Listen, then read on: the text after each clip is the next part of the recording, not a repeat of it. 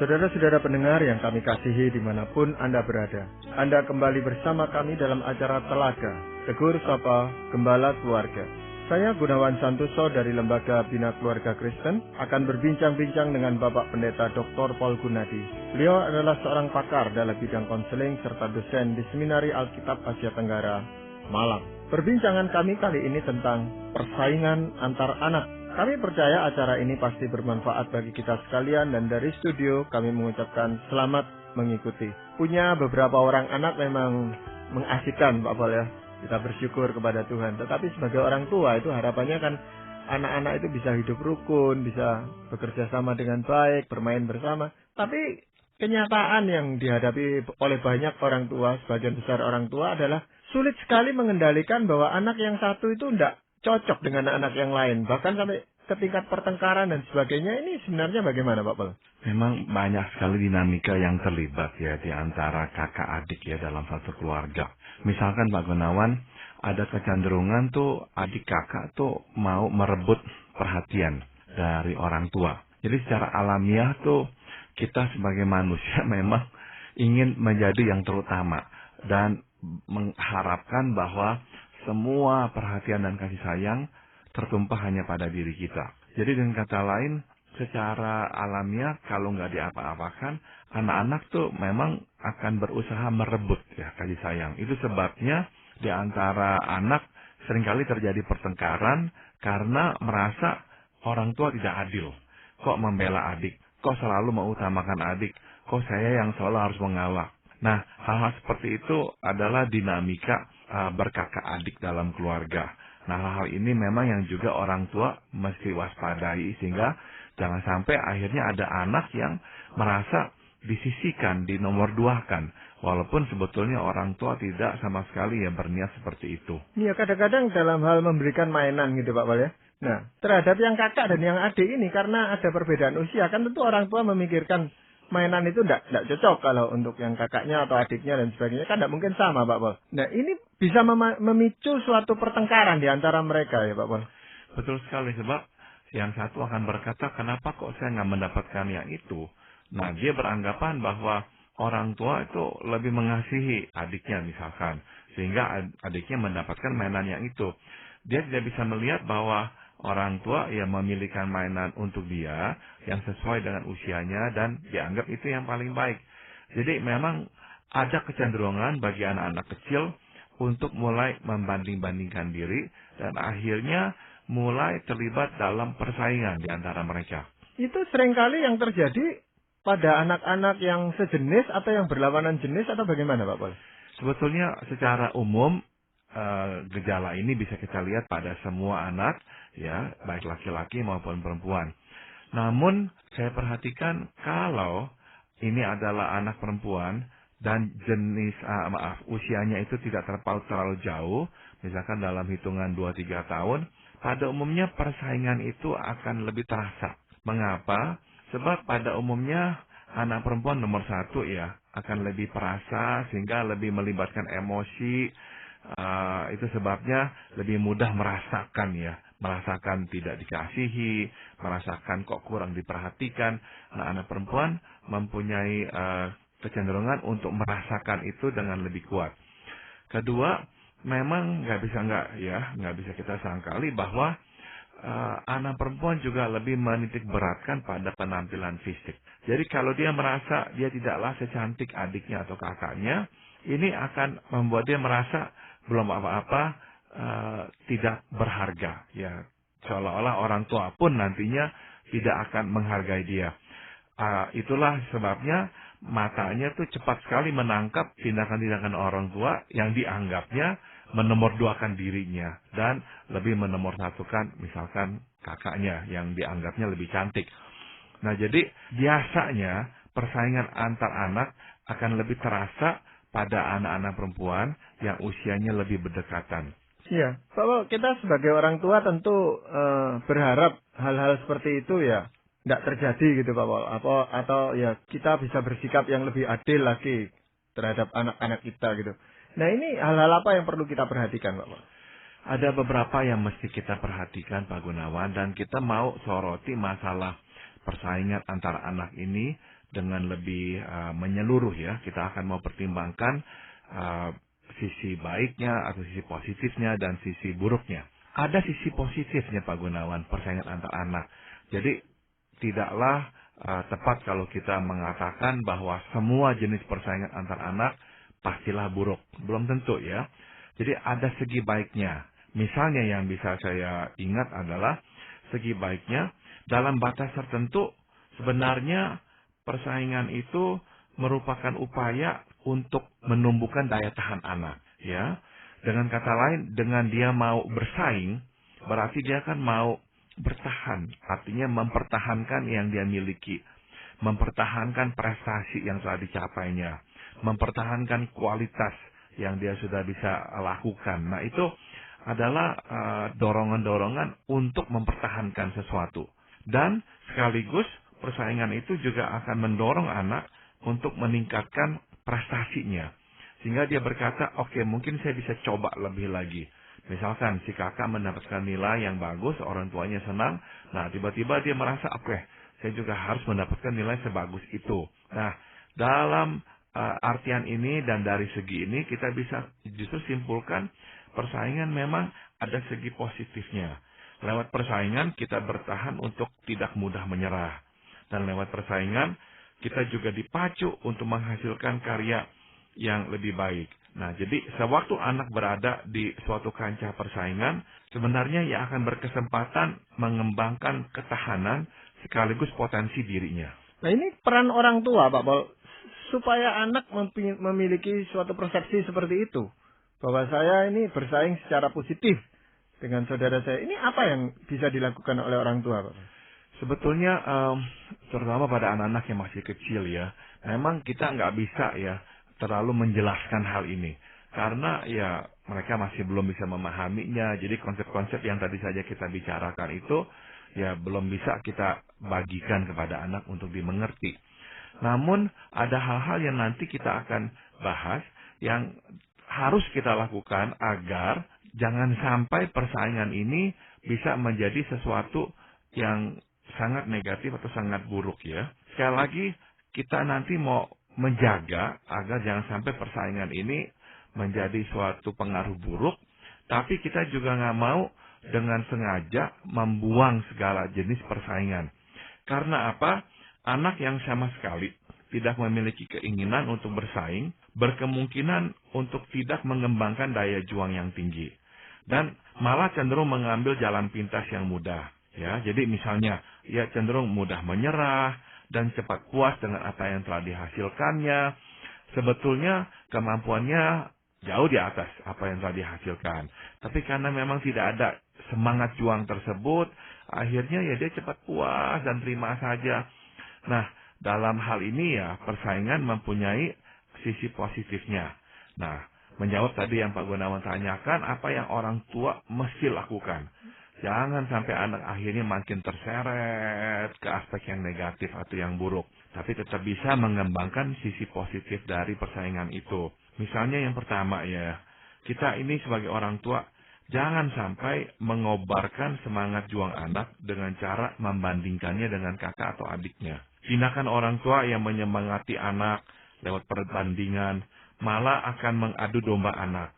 Pada akhirnya anak akan sulit dekat dengan kakak atau adiknya. Karena ia melihat mereka sebagai pesaing, bukan sebagai teman, apalagi sebagai saudara. Iya, tapi bagi orang tua itu memang paling mudah itu mencari pembanding lewat saudaranya, Pak Pol ya. Kalau kita mencarikan orang lain, ya ini siapa yang bisa kita carikan pembanding? Atau ada cara lain, Pak Pol? Sebaiknya kita memang tidak menggunakan pembanding. Kadang-kadang orang tua memang beranggapan, oke lah, saya nggak gunakan anak sendiri sebagai pembanding, tapi dia akan gunakan anak orang lain. Atau dia akan gunakan saudara sepupunya, dan sebagainya. Nah, tetap efek pembanding adalah bahwa papa mama itu tuh lebih menghargai orang lain. Lebih meninggikan anak orang lain daripada anak sendiri. Jadi dengan kata lain, yang mesti orang tua lakukan adalah membandingkan anak dengan dirinya sendiri. Yaitu melihat kemampuan anak, kemudian mengatakan, kamu kok memang bisa segini, kenapa enggak coba lebih keras? Kenapa kok kamu hanya segini saja? Nah, ini dengan catatan orang tua memang sungguh-sungguh tahu kemampuan anaknya memang lebih dari itu. Kadang-kadang orang tua itu sebetulnya tidak tahu, Pak Gunawan, bahwa kemampuan anaknya di atas itu. Tapi terus ya memaksa anak, kamu harusnya lebih bisa, kamu kok hanya segini. Nah, anak yang memang udah kepayahan tuh akan kesulitan. Bagaimana caranya orang tua jadi tahu ya dengan tepat.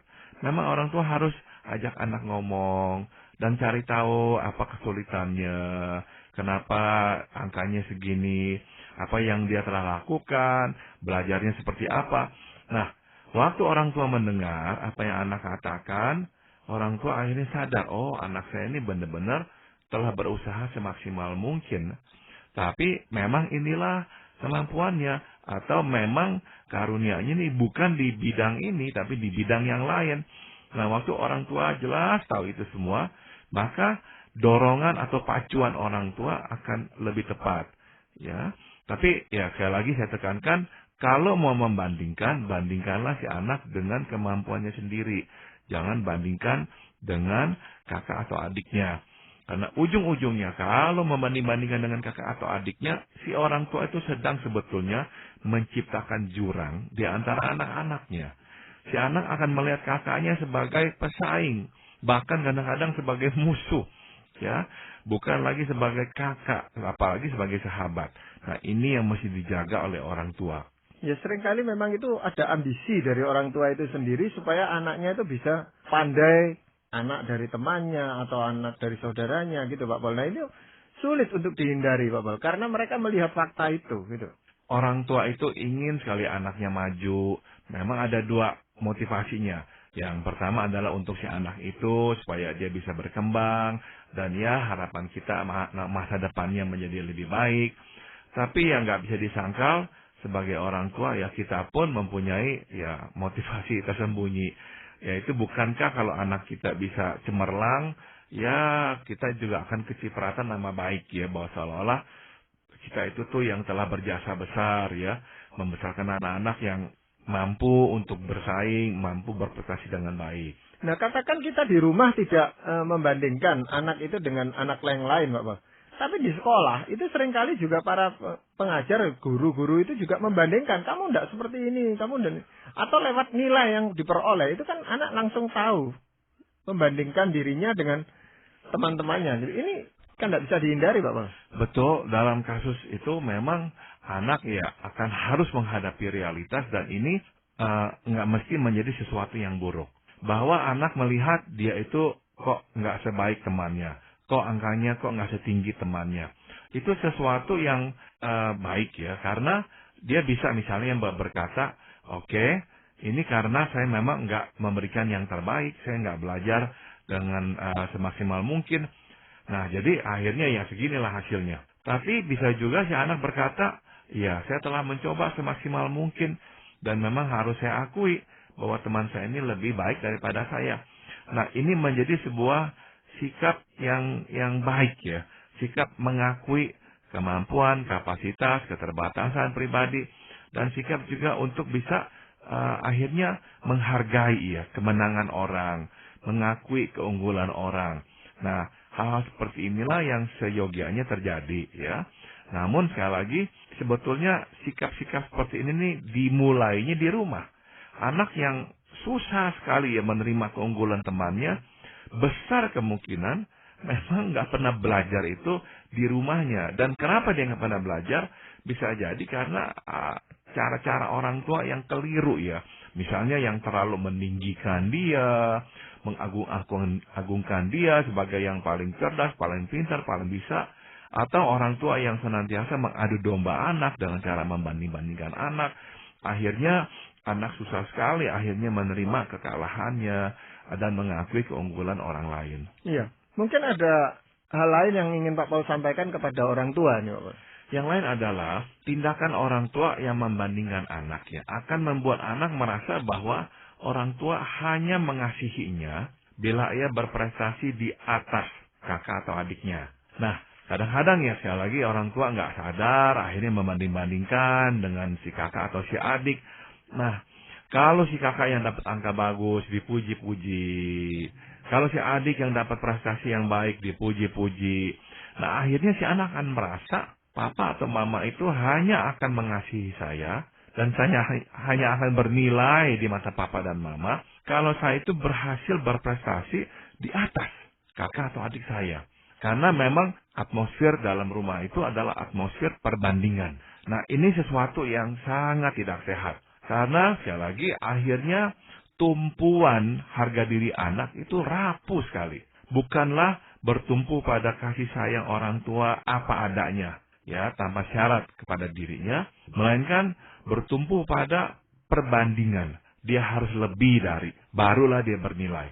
Nah, jadi kita sebagai orang tua, ya, tidak boleh menyuruh anak bersaing dengan kakak atau adiknya.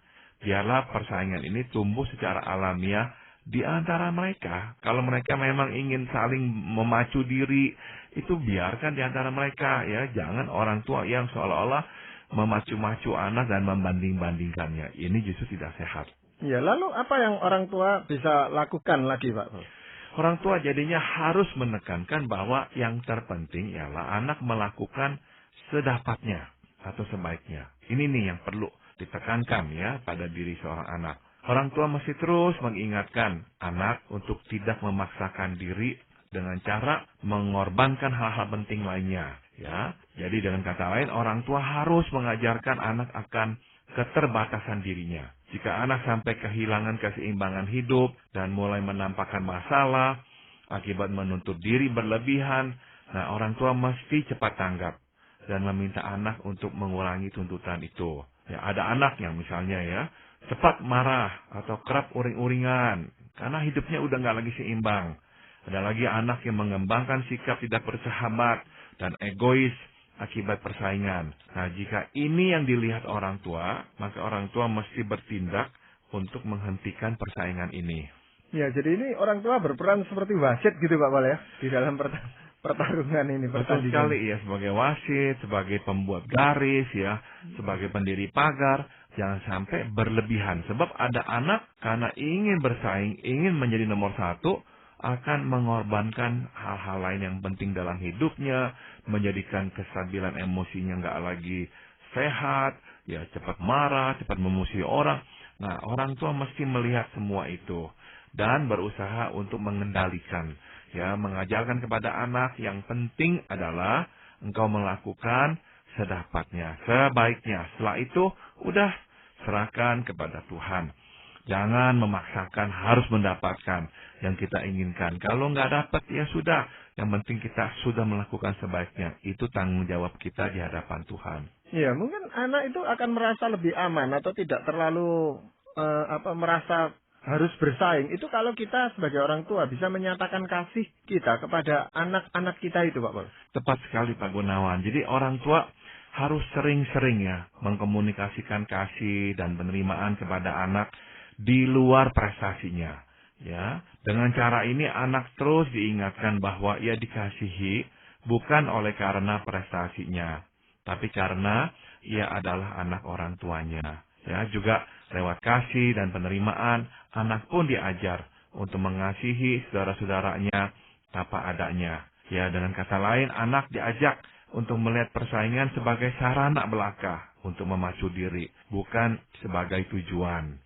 Ya, memang ini agak sulit menjelaskan kepada anak-anak karena mereka yang real itu melihat angka-angka atau prestasi mereka, Pak Paul, ya. Tetapi dengan pendekatan yang terus-menerus dan pernyataan kasih yang nyata, saya rasa mereka juga bisa mengerti itu, Pak Paul. Betul, dan jadi secara spontan, ya, orang tua sebaiknya memeluk anak, mencium anak, mengatakan saya bangga dengan kamu, saya sayang dengan kamu, tanpa ada alasan. Tanpa ada prestasi yang dilihat atau diakui oleh orang tua. Tanpa ada itu semua.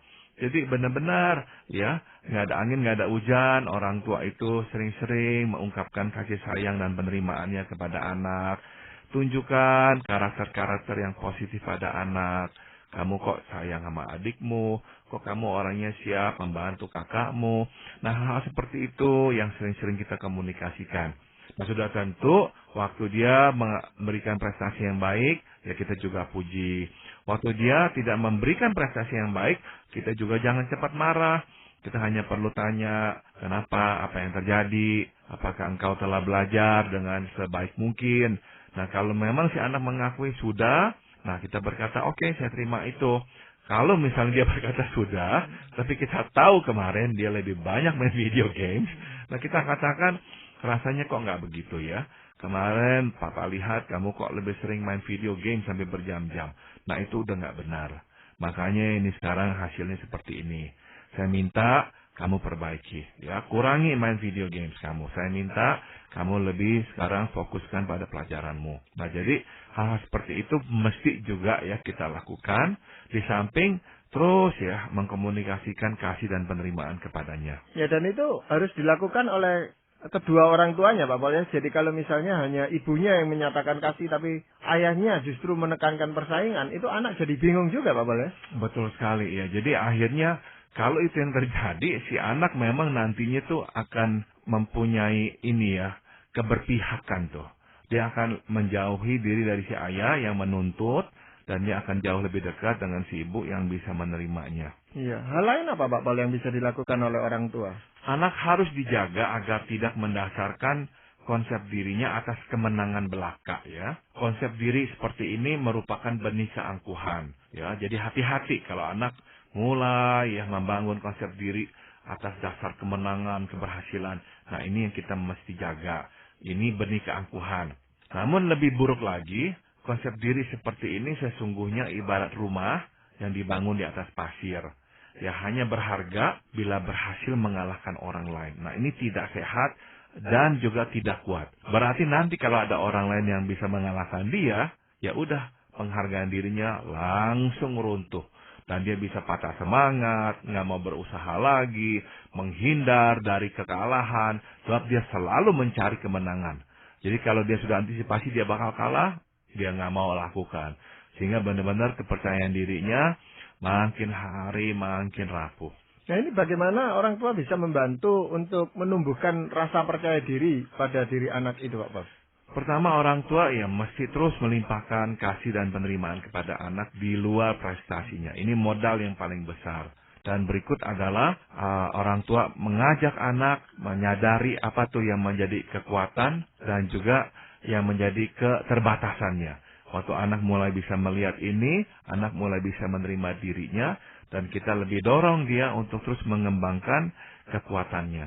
Ya, mungkin masih ada hal lain Pak Paul yang ingin Pak Paul sampaikan? Satu lagi Pak Gunawan, yang terakhir adalah anak harus terus diajarkan bahwa ia tidak boleh menjadikan persaingan sebagai pemotivasi dirinya. Dia harus melihat persaingan sebagai konsekuensi dan efek sampingan, ya, bukan sebagai pencipta prestasi. Anak yang menjadikan persaingan sebagai satu-satunya pemotivasi diri akan cepat kehilangan semangat jika tidak menemukan pesaing. Dan ini yang lebih serius. Sesungguhnya ia akan kehilangan arah hidup. Sebab semua yang dilakukannya bukan keluar dari dirinya sendiri, melainkan dari luar dirinya. Ia tidak tahu apa yang disukai atau tidak disukainya.